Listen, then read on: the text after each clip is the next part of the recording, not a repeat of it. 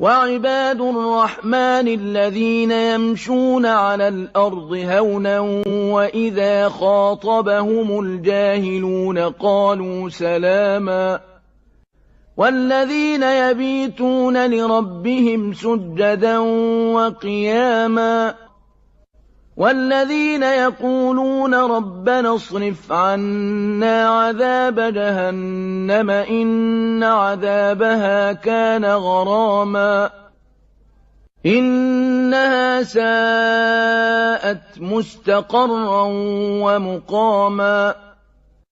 والذين إذا أنفقوا لم يسرفوا ولم يقتروا وكان بين ذلك قواما والذين لا يدعون مع الله إلها آخر ولا يقتلون النفس التي